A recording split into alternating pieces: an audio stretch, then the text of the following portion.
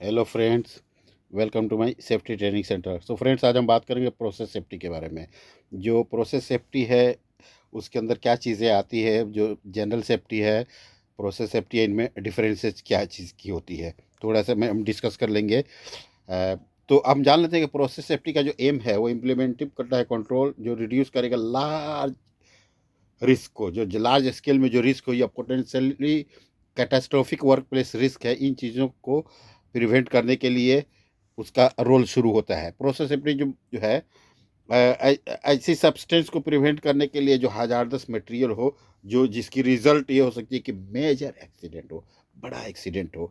उन looks at a bigger picture इनकी habit होती है। It's come to hazard and injury prevention, न कि slip trip manual handling accident, इन चीज़ों पे नहीं।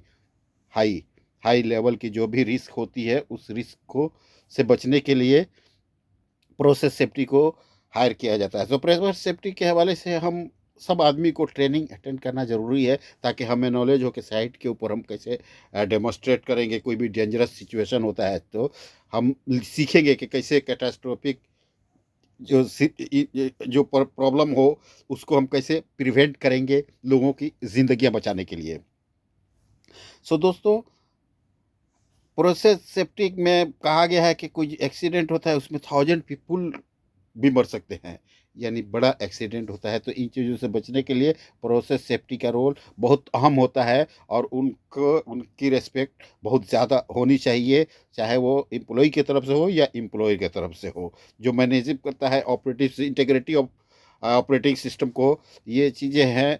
जो हजारडस मटेरियल है, एक जगह ये है कि जिसे डिज़ाइन प्रिंसिपल आता हो, इंजीनियरिंग आता हो, ऑपरेटिंग प्रैक्टिस, ये सारी चीज़ें उसके अंदर हो, उसे प्रोसेस सेफ्टी कहा जाता है।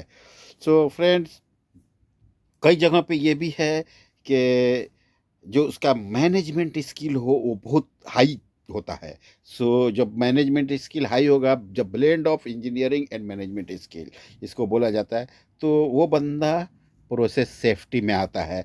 अब देखिए, ये जो भी कैटास्ट्रोफिक एक्सीडेंट प्रिवेंट करते हैं, उस एक्सीडेंट को प्रिवेंट करने के लिए, जैसे explosion, fire, release of associated कोई भी रिलीज हो रहा है, टॉक्सिक गैस वगैरह, या कोई भी कंटेनमेंट जो एनर्जी रिलीज हो रहा है, लॉस हो रहा है, डेंजरस सब्सटेंसेज जो केमिकल वगैरह है, पेट्रोलियम प्रोडक्ट है, ये चीज़ें रिलीज होती हैं।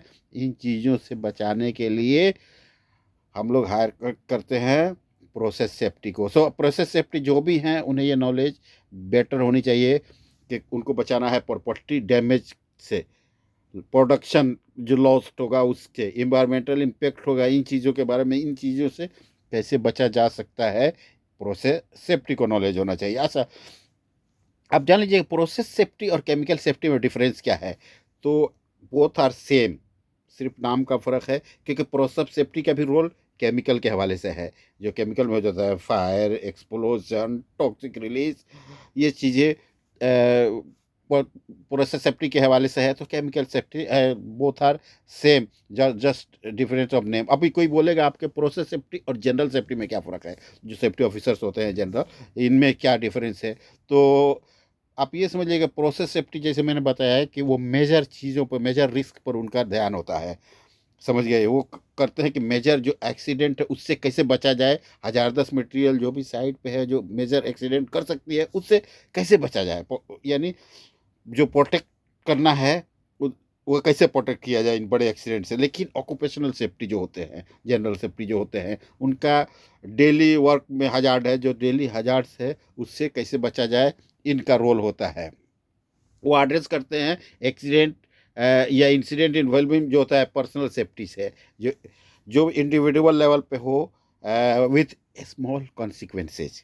याद रखना है, जो बिग कॉन्सिक्वेंसेज है प्रोसेस सेफ्टी के हवाले से। तो आपने समझ गया कि इन दोनों में डिफरेंस क्या है। हाई, ये छोटा और बड़ा, यानी means the risk catastrophic and low risk, high risk, that is the different only. So आप लोग समझ सकते हैं ये सब चीज़ें। आपको बताया जैसे कि जो भी अपना जनरल सेफ्टी होगा उसे slip, trip, fall, electrical hazard, economic hazard, exposure to hazardous material, fire explosion hazard, machinery हज़ार, ये सारी चीज़ों पे फोकस उसकी होती है। जबकि प्रोसेस सेफ्टी को preventing fire explosion in facilities, handling flammable material, controlling pressure, temperature, reactor, distillation column, managing risk associated with storage tanks, क्योंकि बड़ी चीज़ है, कंटेनिंग टॉक्सिक और कंबस्टेबल लिक्विड्स, ये सब चीज़ें फोकस होती हैं। आप जनरल सेफ्टी में आप उनका फोकस पीपीज वगैरह पे भी होता है कि लोगों ने पीपीज कैसे करना है, सेफ वर्क प्रैक्टिस कैसे है, ये चीज़ें देखते हैं। लिफ्टिंग टेक्निक कैसा है उनका, लूज क्लोथिंग तो कोई नहीं पहन रहा है मशीनरी के साथ, कोई अप्रोप्रिएट पर्सनल प्रोटेक्टिव जो रिक्वायरमेंट है उसको यूज़ कर रहा है कि नहीं। सो फ्रेंड, हम बेहतरीन डिफरेंस देख लेते हैं।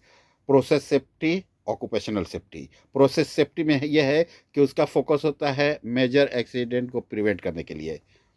ऑक्यूपेशनल सेफ्टी का फोकस होता है इंजरीज और इलनेस वर्क प्लेस में प्रिवेंट करने के लिए। अभी देखिए, प्रोसेस सेफ्टी का एड्रेस करता है रिस्क, जो भी हजारदस मटेरियल और प्रोसेस से एसोसिएटेड रिस्क है उसको वो एड्रेस करता है। जबकि जो ऑक्यूपेशनल सेफ्टी है उसका एड्रेस है जो रिस्क वर्क, जो वर्किंग एरिया है, हजारदस इन्वायरमेंट है, उन उससे जो एसोसिएट होता है उस पर एड्रेस करता है। आगे देखिए, प्रोसेस सेफ्टी का जो प्रोग्राम है artificially developed and implemented by both employers and regulatory agencies, यानी उसके साथ जो भी उसका प्रोग्राम होगा वो डेवलप करेगा, इम्प्लीमेंट करेगा, वो कॉन्टेक्ट करेगा एम्प्लॉयर और रेगुलेटरी एजेंसीज के साथ उसका प्रोग्राम होता रहता है। लेकिन ऑक्यूपेशनल सेफ्टी का जो प्रोग्राम है टिपिकली वो एम्प्लॉयर के साथ है, रेगुलेटरी एजेंसीज के साथ नहीं है, वो सिर्फ एम्प्लॉयर के साथ है। सो फ्रेंड्स, आशा करता हूँ कि आपको ये वीडियो पसंद आई होगी।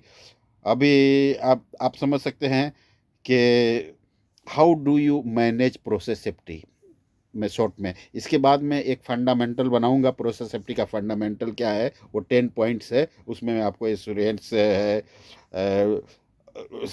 एनर्जी आइसोलेशन है, ये सारी चीज़ें मैं डिस्कस करूंगा one by one. So how do you manage process safety short में। कलेक्ट प्रोसेस सेफ्टी इंफॉर्मेशन, जो भी साइट के ऊपर हम इंफॉर्मेशन कलेक्ट करेंगे। Perform a process hazard analysis, ये हजार्ड एनालिसिस करेंगे तो हम उसमें से बच सकते हैं। परफॉर्म, ये इवेलुएट कॉन्ट्रैक्टर्स परफॉर्मेंस, अगर कॉन्ट्रैक्टर काम करता है तो उसको उसका जो परफॉर्मेंस है उसको इवेलुएट करना है। मेंटेन मशीनरी इंटीग्रिटी जो है उसको हमें मेंटेन करना है। कंडक्ट कंप्लायंस ऑडिट, ऑडिट अगर हम करेंगे तो हमें बहुत सारी जानकारी मिल जाएगी।